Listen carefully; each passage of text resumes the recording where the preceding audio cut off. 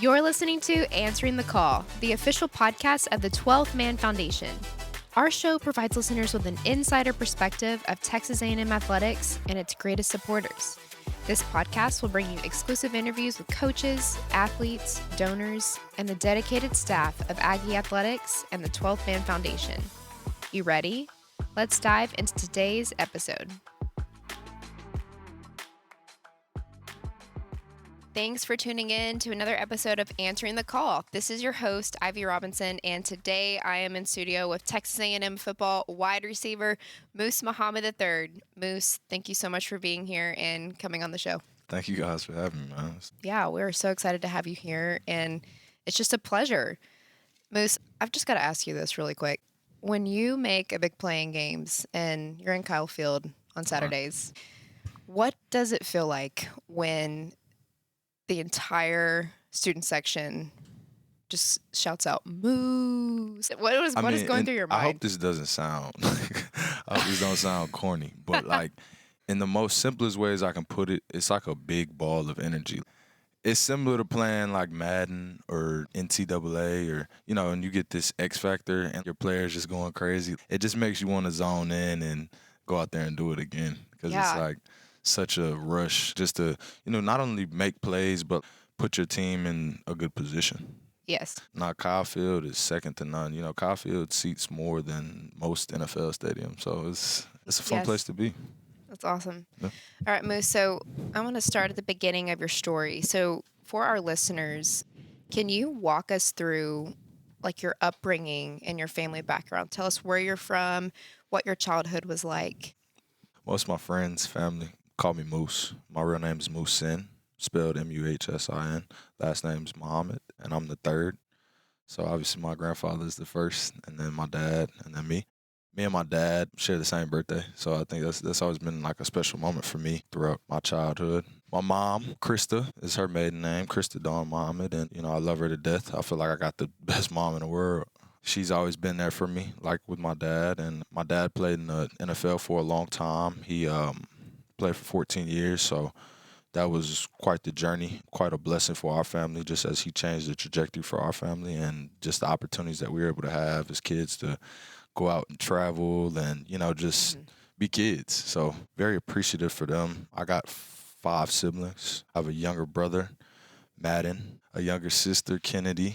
Love them to death. I got 3 older sisters, Journey, Chase, and Jordan. And we always kept each other busy, at home. Just being kids, just playing any sport we could, always staying outside the longest. And then after hours playing hide and go seek. So always keeping each other busy and out of trouble. So love the family to death. The family is the reason why I play football. They're really my everything. So thank God for putting me in this position to continue to further my education and get to play at a prestigious university like this. I mean, it's a blessing. What a cool family story. You talked about your dad playing in the NFL for 14 years. Did he encourage you to start playing sports? My dad encouraged me to play whatever I wanted to and whatever I enjoyed. He said, go out there and do it. My cousin, Kenan, my first cousin, this is my mom's sister's son. He was a year older than me. As we were growing up, I always had to play with like the older kids. So like I would be 5 years old, having to play with 6 and 7-year-olds and just trying to keep up with him. And he always pushed me. We ended up playing Pop Warner together. My brother, he played a little bit younger than us. So he was, he was keeping up with us. So it was like just a trickle effect. We all just kept each other busy. As far as like when my dad was playing, my grandfather was there. He was a big role model in my life. Taught me what it was like to open the door for a young lady that was walking behind you or, just pick up your trash, just be a good young man, just be representable and know that you're always, like every time you step out in public, you wear that last name across your back, with pride, like in which the ways you carry yourself. My grandfather is one of my biggest heroes. One of his quotes that he left with me was, "Don't complain, don't explain, find solutions." That was my dad's main quote. And then my grandfather's quote was, "And that's the difference." Basically, his message is that, some people never had the opportunity. So while you're in it, make the most of it and always see the most positive side of it. He has pretty much laid the foundation of everything that I know and the ways in which I carry myself. So I'm thankful for my grandfather and the rest of my family. He's done the same for them, and I love my family to death. Wow. Yeah. I love that. We said the don't complain, don't explain, find solutions. Yeah. That's powerful. Yeah. I mean, Yeah. if you hold yourself accountable to everything that you pursue, Yeah. whether it's sports, whether it's a job, I mean, they can go far. What was the very first sport you ever played? Was it football? Or did you play any other sports when you were young? I played them all. Honestly, I couldn't tell you the first sport, but I played soccer, played football, played basketball. I fenced. Really? I got into fencing for like maybe a month or two.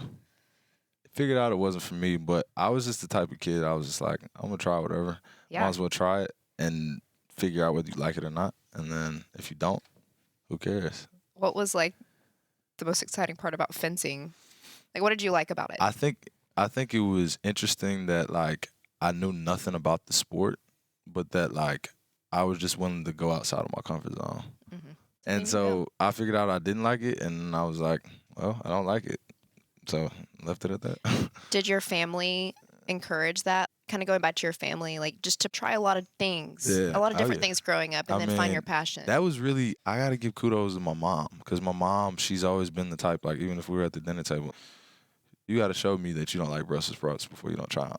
You know what I'm saying? Like, You got to give it a shot yeah, first. Yeah, like, don't, like, you can't look at things in life and just make a judgment based off of that initial, you know? absolutely.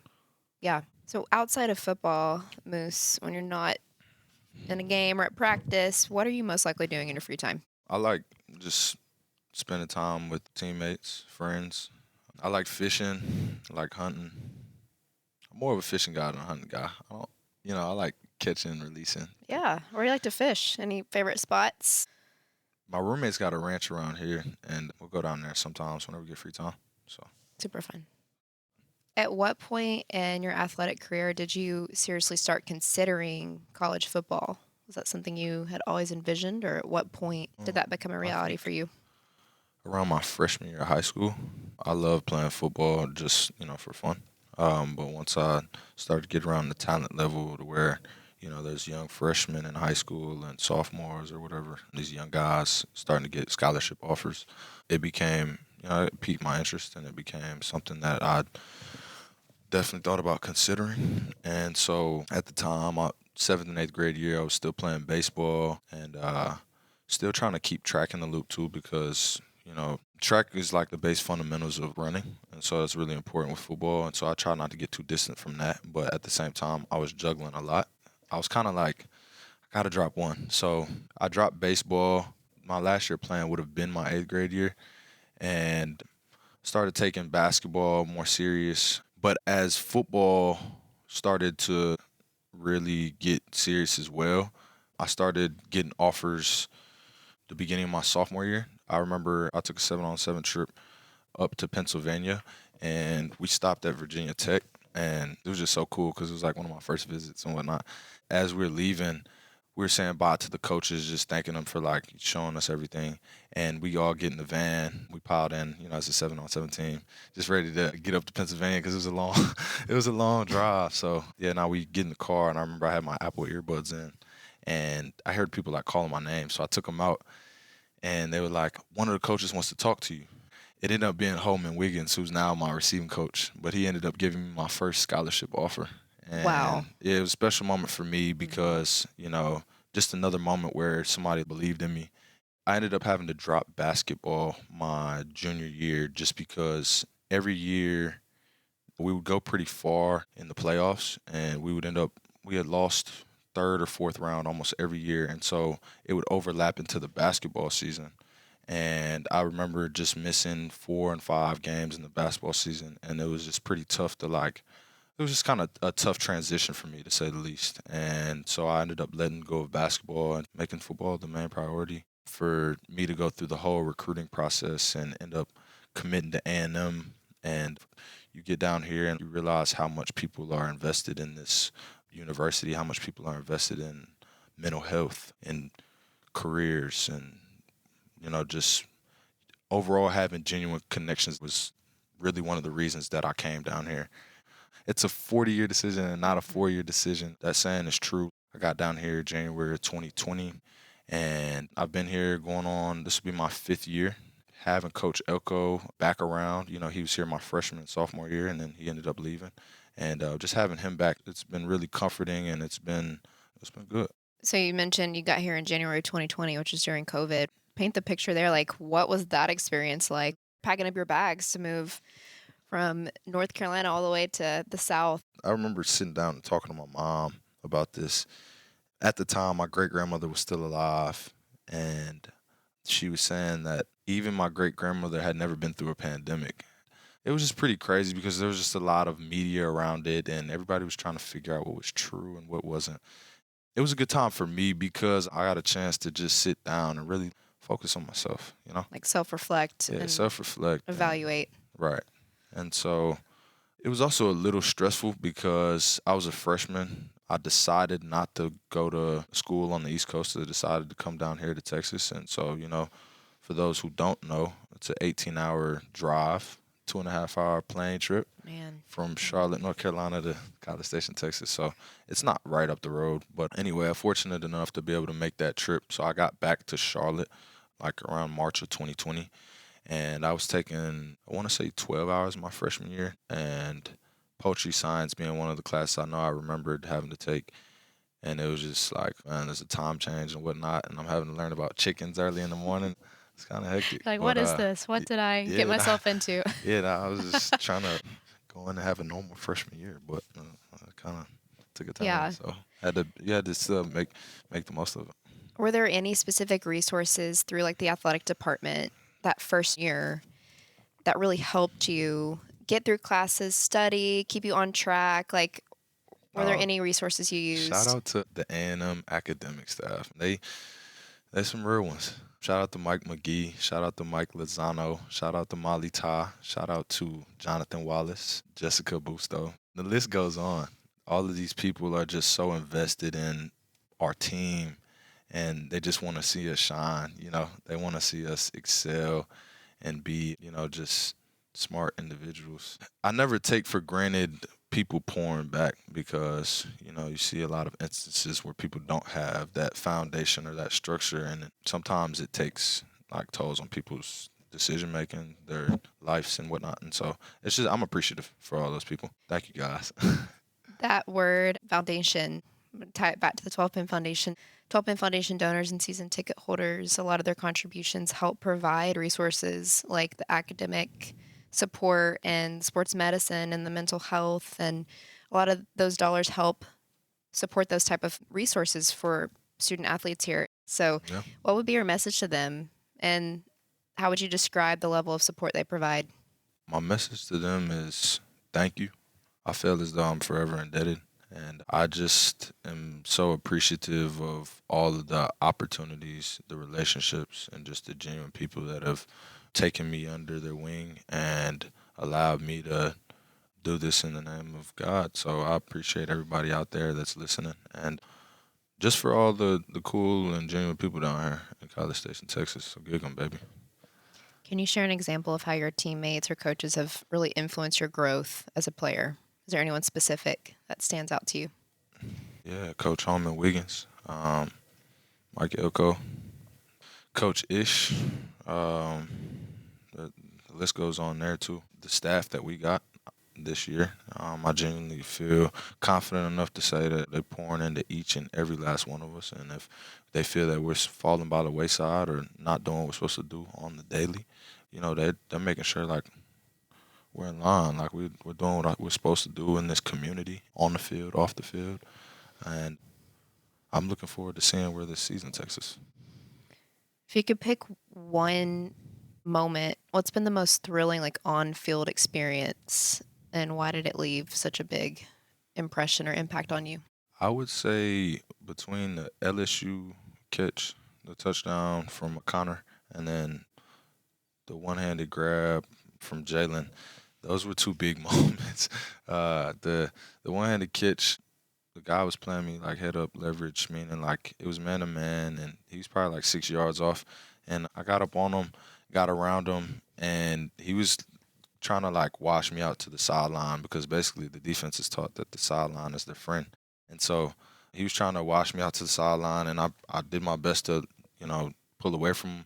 And he had my right arm. I made that catch, and that was a special moment for me just because I was able to, seal the game and also just be there for my teammates when they needed me and just play the game I love. And then also ACU, that was a real fun one. I made that catch, and I saw nothing but green grass, and the safety came out of nowhere, and I was like, "Hey, man, the leap of faith." Right Yeah. there. So, that was a fun game to play in as well. And that was a fun moment to watch, too, Yeah. from the fan perspective as well. Transitioning the topic really quick to NIL, Moose, can you share how the ability to profit from NIL has really impacted your life? NIL it's good, man. I think it's changed a lot of people's lives. Just like people that come from backgrounds where they're not able to provide, or they're thinking about where the next meal may come from. I think that it's good just because people are able to take care of themselves, and it's changed my life personally because I'm just fortunate, and I never take it for granted. I just feel like every day I just should go out there and make the most of the opportunity because, like I said, not everybody gets it. I love leaving the field knowing that I left everything that I had today. So, To wrap up today, Moose, what would you say are your personal goals for this season? personally, goals for the season probably be just to go out and win each and every game. I would definitely be happy if I came out the year with 1,000 yards, but even if I don't, I'm still satisfied with going out there and fighting every battle with my teammates, knowing it's us versus everybody.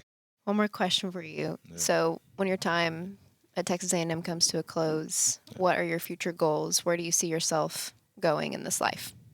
I pray that I do get a chance to play in the NFL. That's been a goal for a while now. And then after that, I look forward to getting into private equity and real estate, similar to what my dad's doing. And so I kind of want to give him a hand with that, and wouldn't mind having a home in Charlotte. And yeah, that's all I got. Moose Mohammed III on Answering the Call podcast. Moose, thank you again for your time today and for coming on the show. Thank you guys. Gig 'em. Thank you for joining us on another episode of Answering the Call, the official podcast of the 12th Man Foundation. A special shout out to our incredible podcast producer, Megan Hoffman, and to 12th Man Productions for their generous use of the studio. We also extend our heartfelt gratitude to every donor and season ticket holder for always answering the call through loyal support of Texas A&M athletics and our student athletes. We will be back soon with more content. Thanks, and gig 'em.